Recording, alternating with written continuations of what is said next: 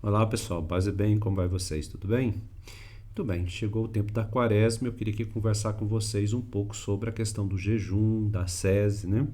Porque isso foi por muito tempo uma grande tradição da igreja e com o passar do tempo o que aconteceu que muito destas propostas caíram-se na superstição ou a grande maioria dos cristãos, no sentido assim geral, não sabe o que é mais isto, né? Simplesmente não sabe mais relacionar isso com a espiritualidade, né? Como uma prática espiritual.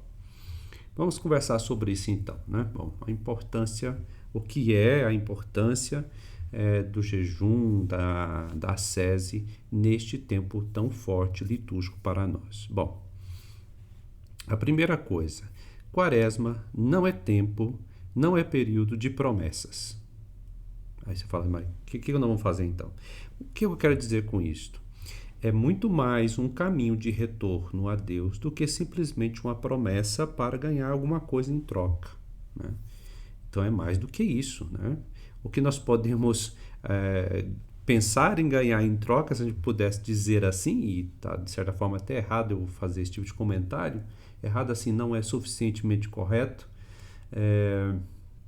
seria esforçar-nos para abrir a graça de Deus e o presente é a graça de Deus, né? Mas é mais do que isso. Não é um tempo de performance espiritual. Gente, muito cuidado com isso, né? Porque é como se alguém quisesse fazer uma atividade física, falar, durante 60 dias eu vou fazer uma performance assim, bem forte, né? E vou mostrar que eu dou conta, vou dar conta de vou vencer, tá? E depois dos 40 dias, né? Eu falei 60, depois dos 40 dias. O foco não está no que eu dou a Deus. O foco não está no que eu dou a Deus, né? Mas sim no que Deus quer transformar em mim e em você. Ou seja, a quaresma não é tempo de negociar com Deus. É simplesmente fora de propósito ou não tem sentido. Ah, vou ficar sem comer carne, vou ficar sem comer chocolate, vou ficar sem... Sim, faz sentido se você tem problema de ácido úrico e você tem que diminuir aí a carne. Tem sentido se você está acima do peso e tem que diminuir açúcar, né? Comer chocolate. Sim, aí tem um sentido prático, né? Mas não estão chamando de jejum, né? Por quê? Todos esses esforços não é para negociar com Deus, mas é para treinar o espírito, a vontade, para que Deus possa agir em nós. Então, um sentido originário assim de jejum seria a nossa fome de Deus, né? O jejum, então, na tradição bíblica, nunca foi assim simplesmente expressão de deixar de comer algo, mas em seu sentido originário seria esta uma dependência, a consciência da dependência radical de Deus. Deus é o centro da vida, né? Então, como eu fico muito ocupado com outras coisas, eu preciso fazer jejum dessas outras coisas para que eu lembre do essencial. Então, é tempo de reconhecer a própria fragilidade, onde nós percebemos que às vezes estamos muito presos a certas coisas que nos atrapalham de Deus. Bom, todo mundo sabe, né, que eu estou aqui até careca até de falar sobre isso. O grande problema das pessoas, nós hoje, é o uso do celular, gente, né? Tem gente que já saiu do vídeo, porque não vai deixar o celular, né? Então é o vício, né? É a mamadeira da criança hoje, a mamadeira do adulto, a chupeta do adulto, é o danado do celular, né? O vício mesmo. Eu estou dizendo isso porque a partir dele vem a questão do financeiro, vem a questão da afetividade, né? Nós sabemos que entre 10 homens, 9 estão viciados no celular, na pornografia, né? Nós sabemos disso, né? É uma coisa muito séria, né? Olha que isso não é... Isso aqui é tanto uma amiga psiquiatra falando sobre isso, eu como psicólogo, também nas confissões. Gente, de 10 homens, 9 estão viciados em pornografia. E crianças viciadas em uso de jogos, né? Então, a criança que fica viciada hoje nas telas será o adulto viciado em jogo eletrônico, em pornografia no futuro, né? É uma coisa muito séria, muito séria. E também nós temos aí adolescentes acessando esses conteúdos, né? Isso é tão grave, assim, nós estamos chegando a esse ponto que a gente não está falando simplesmente de pecado, a gente está falando de situação de doença, de adoecimento mental, como a grande pandemia. Isso é tão grave, né? Porque isso vai afetar a memória, afeta os afetos, a emoção, né? A memória, a capacidade de concentrar, a capacidade de manter tranquilo, de enfrentar as realidades da vida. Né? Todos esses vícios em jogos, em vídeos, desde a pornografia a jogos, né? A joguinhos, tudo isso vai destruindo, né? Então, aí tem que fazer jejum, né, superando essas coisas, que não é fácil. Eu sei que não é fácil, não é simples falar, né? Mas aí a gente tem que levar mais a sério a isso, né? Não é simplesmente aqui tirando a questão do pecado, mas é um problema já de saúde pública, né? De saúde pública. O negócio está muito sério, né? Porque com o tempo isso gera ansiedade, gera depressão, tantas outras coisas. Então, o jejum pode ser aí entendido como o treino da vontade do espírito, né, para não fazer essas coisas, né? Então, o jejum não é dieta religiosa. Então a igreja pede para não comer carne. Tá, e daí? Né? Daí aqui você entendeu. Mas o que isso tem de benefício para você no sentido... Benefício, o que isso leva você a um treinamento que gera um benefício, que é controlar a sua vontade, o seu desejo desenfreado, o meu desejo desenfreado, né? É isso, a intenção. Não é simplesmente ficar sem comer. A única coisa que você vai poder desenvolver é um problema de proteína, ou, né, se não tiver um sentido mais profundo, ou economizar um dinheirinho, né? Porque não vai comprar carne, vai comprar ovo, né? Vai comprar outra coisa, ou não come. Bom, então o jejum tem a ver com esse treinamento de superar os próprios vícios, né, e treinando, né, cada dia para ir controlando seus impulsos, meus impulsos, para criar um espaço cada vez maior para Deus, né? Enquanto estivermos muito presos em nós mesmos, aí as enfermidades vão aproximando, né? Aí não tem jeito. Nós estamos aqui estudando sobre as enfermidades espirituais aqui no canal, para os membros, né? Então, isso tem tudo a ver com o que nós estamos estudando lá, né? Então, criar esse espaço onde Deus possa habitar em nós. Então, o jejum está dentro do processo de ascese, né? O que seria a ascese? É um treino espiritual de todo batizado. Nós estudamos assim nos 3 vídeos lá, eu creio, sobre as doenças espirituais, né? Então, é um treino de todo batizado, né? Por exemplo, aqui onde eu estou morando, as pessoas vêm muito com as confissões, né? Até mais do que onde eu morava. Aí vão confessando as coisas, mas repetem as mesmas coisas. Aí você pergunta, mas você está esforçando? Eu tenho procurado fazer o esforço, mas às vezes não é, né? Às vezes simplesmente está desabafando, não é nem exatamente uma confissão. Não todo mundo, claro, tem boas confissões, graças a Deus, mas em muitos casos é só um desabafar, né? Um desabafar. E não existe um esforço realmente, né? E aí, é claro, não há conversão, não há ascese, não há mudança, né? Então, ascese significa esse processo de exercício, de fazer um esforço. Não é autopunição, não é desprezo pelo corpo, tá? Vou pegar um silício, vou me bater, né?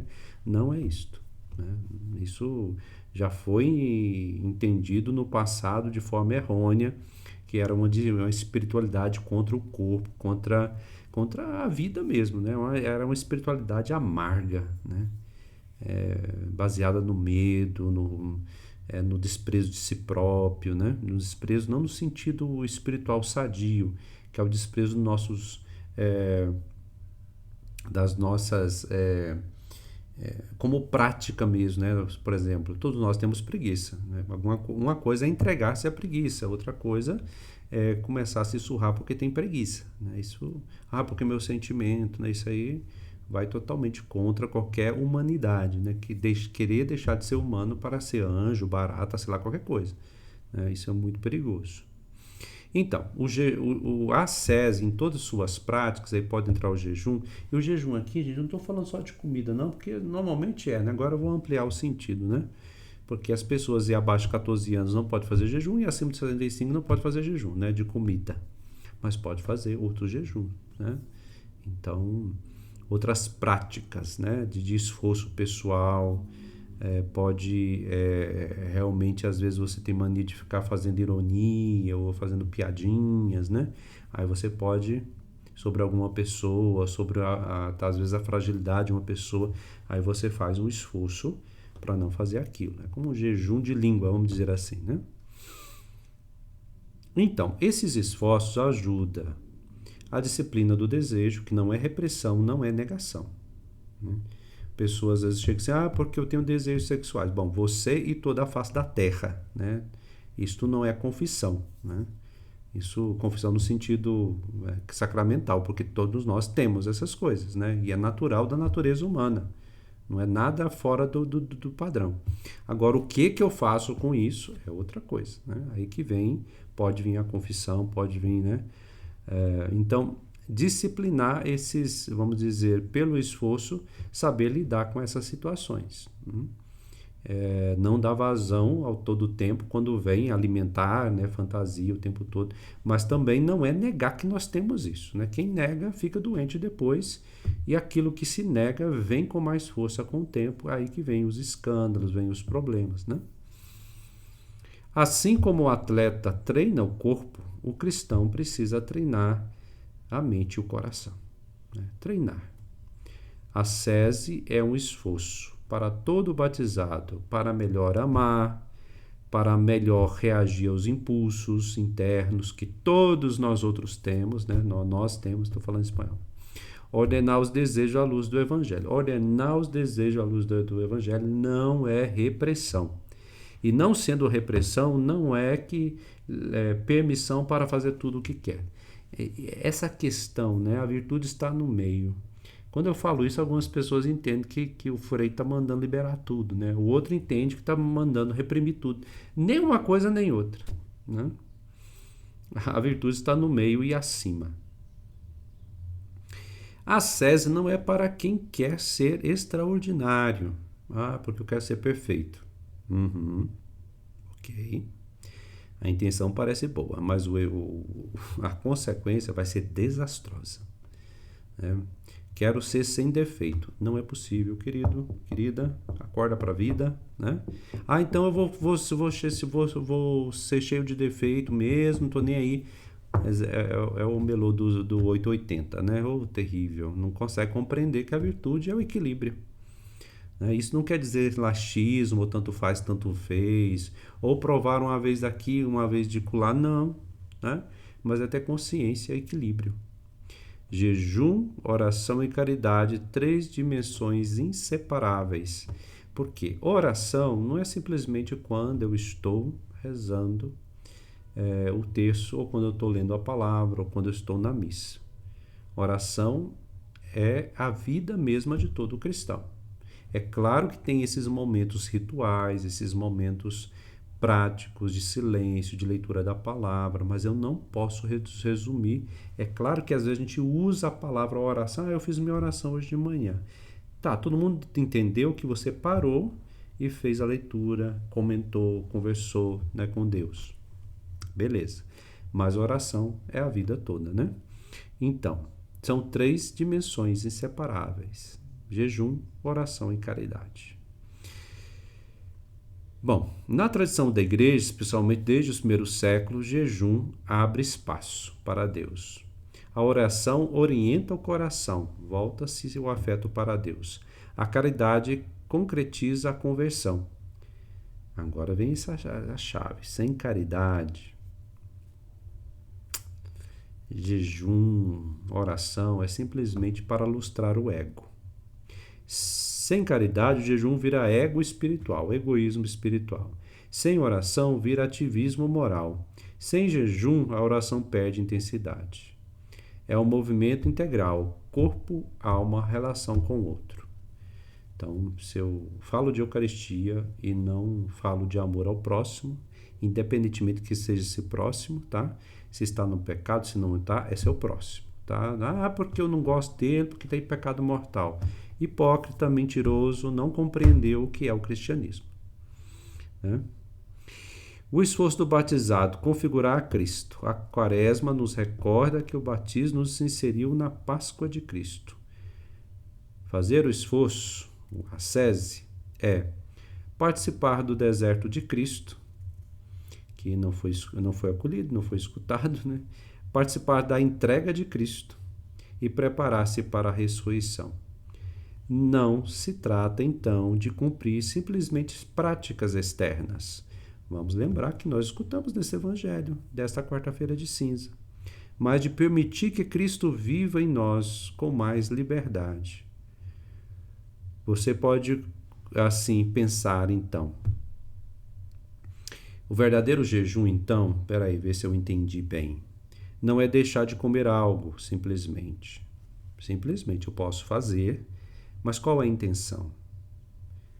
É para eu treinar o espírito. Estou com vontade, você que está aí entre os 16 e os 65, os 15 e 65, eu tenho vontade de comer tal coisa.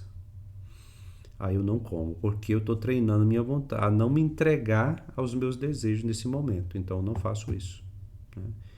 E aí pode ser um treinamento. Você está entendendo? É um treinamento.